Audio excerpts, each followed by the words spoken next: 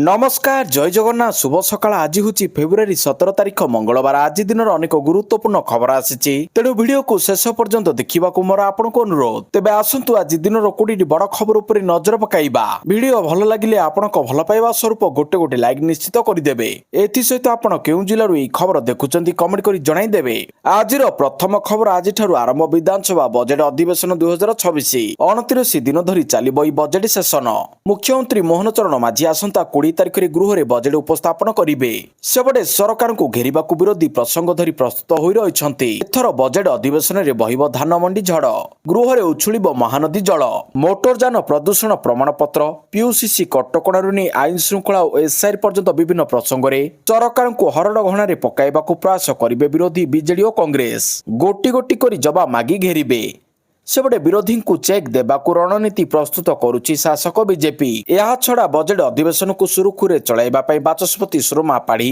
सर्वदलीय बैठक डाकिछंती मीटिंग रे मुख्यमंत्री मोहन चरण माझी उपस्थित रहिथिले सेहीपरि विरोधी दल उपनेता प्रसन्न आचार्य विरोधी दल मुख्य सचेतक प्रमिला मल्लिक कांग्रेस विधायक दल नेता रामचंद्र काडाम सामिल होइतिले गृह किपरि शांति श्रृंखला रे चलिब या उपरे आलोचना करिसंती विधानसभा संसदीय व्यापार मंत्री मुकेश महालिंग अन्यबडे बजेट अधिवेशन पई विधानसभा सुरक्षा व्यवस्था को कड़ाकड़ी करा जायछि विधानसभा भितरे और बाहर त्रिस्तरीय सुरक्षा व्यवस्था रहिछि dog squad bomb squad snake helpline अग्निशम विभाग विधानसभा भितरे और बाहर नियोजित होइछंती 20 प्लाटून पुलिस फोर्स विधानसभा चतुर्पार्श्व को घेरी रहिबे सीसीटीवी कैमेरा सर्विलांस रे रहिबो पूरा अंचल परवर्ती खबर प्रकाश पाइला JEE Main result JEE Main 2026 session 1 result प्रकाश पाइछि गत जनवरी 21 22 23 24 28 रहितबा जेई मेन रिजल्ट प्रकाश पाइछि 13 लाख रु अधिक परीक्षार्थी जेई मेन सेशन 1 देइथिले 12 जन परीक्षार्थी 100% उत्तीर्ण होइछंती एथिरे भवेश पात्र ओडिशा टॉपर होइछंती परवर्ती खबर खाता को आसिब सुभद्रार चतुर्थ किस्ती सुभद्रार चतुर्थ किस्ती आसिबा नै सूचना दैछंती उपमुख्यमंत्री प्रभाती परिडा मार्च 8 तारिख अंतर्जातीय महिला दिवस रे मिलिबो सुभद्रार चतुर्थ किस्ती कोटिए महिला खाता को एकाथर के 5000 लेखाएं टंका पठाइबे राज्य सरकार समस्त खाता को गत मास 22 तारिख रे सुभद्रा टंका आसीछि तीनोटी किस्ती रे मोट 15000 टंका पाई सारिछंती 1 कोटी रु अधिक हिताधिकारी या सहित गत 22 तारिख रे नुआ करी आवेदन करितिबा पूर्व किस्ती पाई नथिबा महिला खाता को टंका पठाइतिले राज्य सरकार प्रति खबर आज ठारू आरंभ होउछि सीबीएसई दशम द्वादश परीक्षा निर्धारित समय सुधा पहुंचीबा पई निर्देश छात्र छात्री पई नियम कड़ाकड़ी कला सीबीएसई निर्धारित समय पूर्व न पहुंचले देई पारिबे नहीं परीक्षा आज ठारू आरंभ होबाकू जाउछि सीबीएसई द्वादश श्रेणी परीक्षा निर्धारित समय परीक्षा केंद्र को आसीबा पई डेडलाइन स्थिर कला सीबीएसई परीक्षा सकाळ 10:30 टारे आरंभ हेबो 10टा सुधा परीक्षा केंद्र रे पहुंचीबाकू छात्र छात्री को निर्देश जारी होइछि निर्धारित समय पूर्व परीक्षा केंद्र रे न पहुंचले परीक्षा केंद्र रे प्रवेश बारण नै निष्पत्ति नेछि सीबीएसई समय रे न पहुंचले परीक्षा देबारु वंचित होई पारंती छात्र छात्री एने स्कूल अभिभावक एवं छात्र छात्री को पई परामर्शवली जारी करछि सीबीएसई परवर्ती खबर नुआ दिल्ली रे एआई महाकुंभ को उद्घाटन कले प्रधानमंत्री मोदी भारत मंडपम रे आयोजित विश्वर सर्वबृहत इंडिया एआई इंपैक्ट सम्मेलन को प्रधानमंत्री नरेंद्र मोदी उद्घाटन करिसंती से विभिन्न स्टॉल परिदर्शन करी एक्सपोर भाग नैथिबा स्टार्टअप गुड़िक सह आलोचना करिसंती चलित मास 20 पर्यंत चलिबाकू थिबा ई सम्मेलन रे ऑस्ट्रेलिया जापान रूस ब्रिटेन फ्रांस जर्मनी और इटाली भली 13टी देश मानकर स्वतंत्र पाविलियन स्थापन करिसंती अन्य पक्ष रे 66 स्टार्टअप मध्ये सेमानकर अभिनव एआई चिंताधारा को उपस्थापन करिसंती आज सम्मेलन सर्वसाधारण परिदर्शन पर खोला रहिबो तीनोटी स्तंभ जनता ग्रह प्रगति उपरे आधारित ई सम्मेलन ओडिशा समेत विभिन्न राज्य मध्ये सेमानक पाविलियन स्थापन करिसंती सरकारी आकलन अनुसार इंडिया एआई इंपैक्ट एक्सपो 2026 को 2.5 लाख रु अधिक प्रतिनिधि परिदर्शन करिवे एथिरे 500 रु अधिक अधिवेशन आयोजन कराजिबो जेउथिरे 3250 रु अधिक वक्ता भाग नेबे परवर्ती खबर केदारनाथ बद्रीनाथ धाम रे लागिला कटकणा आगामी 4 धाम यात्रार एक व्यवस्थित एवं भक्तिपूर्ण सुनिश्चित करिबा पई प्रशासन एवं बद्रीनाथ केदारनाथ मंदिर कमिटी एक गुरुत्वपूर्ण निष्पत्ति नेइछंती बद्रीनाथ एवं केदारनाथ मंदिर परिसरर 70 मीटर परिधि मध्ये मोबाइल फोन व्यवहार रील एवं वीडियो रेकर्डिंग कड़ाकड़ी निषेध करा जिवो मंदिर निकट को जीवा समय भक्त माने फोटो किंबा वीडियो उठाई पारिबे नाही मंदिरर पवित्रता सुरक्षा एवं सुगम दर्शन व्यवस्था बजाय रखिबा पई ଏହି ନିଷ୍ପତ୍ତି ନିଆଯାଇଛି ବୋଲି ମନ୍ଦିର କମିଟି ସଭାପତି ହେମନ୍ତ ଦ୍ୱିବେଦୀ କହିଛନ୍ତି। ପରବର୍ତ୍ତୀ ଖବର ପ୍ରଧାନମନ୍ତ୍ରୀ ମୋଦିଙ୍କୁ ନେତାନ୍ୟାହୁଙ୍କ ପ୍ରଶଂସା। ପ୍ରଧାନମନ୍ତ୍ରୀ ନରେନ୍ଦ୍ର ମୋଦିଙ୍କ ଗସ୍ତ ପୂର୍ବରୁ ଇସ୍ରାଏଲ ପ୍ରଧାନମନ୍ତ୍ରୀ ବେଞ୍ଜାମିନ୍ ନେତାନ୍ୟାହୁ ଭାରତକୁ ଭୁରି ଭୁରି ପ୍ରଶଂସା କରିଛନ୍ତି। ନେତାନ୍ୟାହୁ ଇସ୍ରାଏଲ ଏବଂ ଭାରତ ମଧ୍ୟରେ ଏକ ଦୃଢ଼ ମେଣ୍ଟ ବର୍ଣ୍ଣନା କରିଛନ୍ତି। ଭାରତର 1.5 ବିଲିୟନ ଜନସଂଖ୍ୟାକୁ ଗୁରୁତ୍ୱ ଦେଇ ସେ କହିଛନ୍ତି ଯେ ଇସ୍ରାଏଲ ଭାରତରେ ବହୁତ ଲୋକପ୍ରିୟ। ଜେରୁସଲେମରେ ପ୍ରମୁଖ ଆମେରିକୀୟ ଜିହୁଦୀ ସଂଗଠନଗୁଡ଼ିକର ଏକ ସମ୍ମିଳନୀରେ ସମ୍ବୋଧିତ କରି ନେତାନ୍ୟାହୁ ଆସନ୍ତା ସପ୍ତାହରେ ଭାରତୀୟ ପ୍ରଧାନମନ୍ତ୍ରୀଙ୍କ ଇସ୍ରାଏଲ ଗସ୍ତର ଉଲ୍ଲେଖ କରିଥିଲେ ଏବଂ ଉଚ୍ଚସ୍ତରୀୟ ଆଲୋଚନା ପାଇଁ ଇଙ୍ଗିତ ମଧ୍ୟ କରିଥିଲେ। ସେ ଭାରତକୁ ଭୁରି ଭୁରି ପ୍ରଶଂସା କରିଛନ୍ତି। ପରବର୍ତ୍ତୀ ଖବର ଭାରତକୁ ଖାଲିସ୍ତାନ କରିବା ପାଇଁ ସ୍କୁଲକୁ ବୋମା ଧମକ। ସୋମବାର ଦିନ ଗୁଜରାଟର ରାଜଧାନୀ ଅହମ୍ମଦାବାଦର ଅନେକ ସ୍କୁଲକୁ ବୋମା ଧମକ ଇମେଲ ମିଳିଥିଲା। ଏହା ଲୋକଙ୍କ ମଧ୍ୟରେ ଆତଙ୍କ ସୃଷ୍ଟି କରିଥିଲା। ପରେ ସ୍ଥାନୀୟ ଲୋକେ ପୋଲିସକୁ ଖବର ଦେବା ପରେ ପୋଲିସ ଘଟଣାସ୍ଥଳରେ ପହଞ୍ଚି ସ୍ଥିତି ପରୀକ୍ଷିଥିଲେ। ଜଣେ ଅଧିକାରୀ କହିଛନ୍ତି ଧମକପୂର୍ଣ୍ଣ ଇମେଲରେ ଲେଖାଯାଇଛି ଭାରତକୁ ଖଲିସ୍ତାନରେ ପରିଣତ କରିବା ପାଇଁ। ପରବର୍ତ୍ତୀ ଖବର ଧାରଣାରେ ଏଲଟିଆର ଆଶାୟୀ ଶିକ୍ଷକ ସଂଘ। ମେରିଟ୍ ଲିଷ୍ଟ ଦାବିରେ ଧାରଣା ଦେଇଛନ୍ତି ଏଲଟିଆର ଆଶାୟୀ ଶିକ୍ଷକ ସଂଘ। ହାଇସ୍କୁଲରେ ଏଲଟିଆର ଶିକ୍ଷକ ନିଯୁକ୍ତି ପାଇଁ ରେଜଲ୍ଟ ପ୍ରକାଶ ପରେ ସାର୍ଟିଫିକେଟ ଭେରିଫିକେସନ ସରିଛି। 2023ରୁ ଆର୍ଟ୍ସ, ଓଡ଼ିଆ, ହିନ୍ଦୀ ଏବଂ ସଂସ୍କୃତ ପାଇଁ ପାଖାପାଖି 6025 ପୋଷ୍ଟ ବାହାରିଥିଲା। ଗତ ଜାନୁଆରୀ ମାସ 22 ତାରିଖରୁ ସାର୍ଟିଫିକେଟ ଯାଞ୍ଚ ସରିଛି, କିନ୍ତୁ ଆଜି ଯାଏଁ ମେରିଟ୍ ଲିଷ୍ଟ ବାହାର କରୁନି ଓଏସଏସସି। ମେରିଟ୍ ଲିଷ୍ଟ ଦାବିରେ 8 ଦିନ ହେଲା ଧାରଣାରେ ବସିଛନ୍ତି ଏଲଟିଆର ଶିକ୍ଷକ। ପରବର୍ତ୍ତୀ ଖବର ଦିଲ୍ଲୀ ହାଇକୋର୍ଟରୁ ରାଜପାଲ ଯାଦବଙ୍କୁ ମିଳିଲା ଜାମିନ। ଦିଲ୍ଲୀ ହାଇକୋର୍ଟରୁ ରାଜପାଲ ଯାଦବଙ୍କୁ ମିଳିଲା ଜାମିନ। ତାଙ୍କ ଜାମିନ ଆବେଦନର ମଞ୍ଜୁରୀ କରିଛନ୍ତି। ହାଇକୋର୍ଟ ରାଜପାଲ ଯାଦବଙ୍କ ଓକିଲଙ୍କୁ ମଧ୍ୟବର୍ତ୍ତୀକାଳୀନ ଜାମିନ ପାଇଁ 1.5 କୋଟି ଟଙ୍କା ଡିମାଣ୍ଡ ଡ୍ରାଫ୍ଟ ଦାଖଲ କରିବା ପାଇଁ ଅପରାହ୍ନ 3ଟା ପର୍ଯ୍ୟନ୍ତ ସମୟ ଦେଇଥିଲେ, କିନ୍ତୁ ଏକ ସର୍ତ୍ତ ରହିଛି।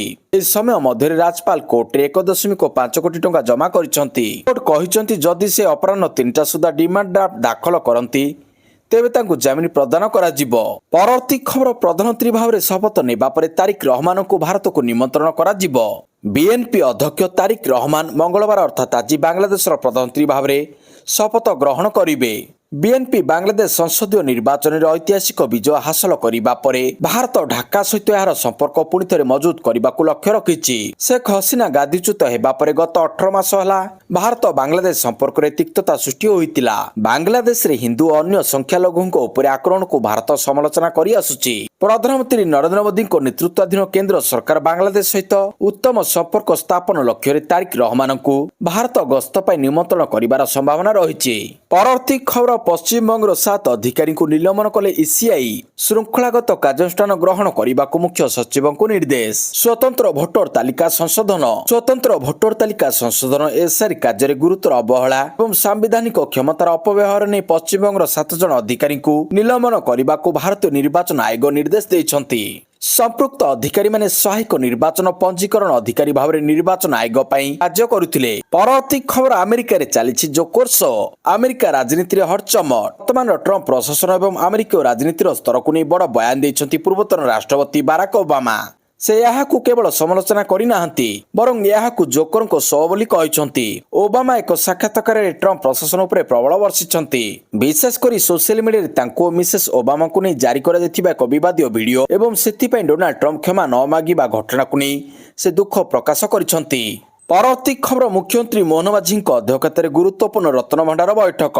ଖୁବ୍ ଶୀଘ୍ର ଆରମ୍ଭ ହେବ ଶ୍ରୀମନ୍ଦିର ରତ୍ନଭଣ୍ଡାର ଗଣତି ମଣତି ଏସ୍ଓପି ସମ୍ପର୍କରେ ବିସ୍ତୃତ ଆଲୋଚନା କଲେ ମୁଖ୍ୟମନ୍ତ୍ରୀ। ଏସ୍ଓପି ଶ୍ରୀମନ୍ଦିର ପରିଚାଳନା କମିଟି ଦ୍ୱାରା ପ୍ରସ୍ତୁତ କରାଯାଇଛି। ସରକାରଙ୍କ ଅନୁମୋଦନ ପରେ ଗଣତି ମଣତି ଆରମ୍ଭ କରାଯିବ।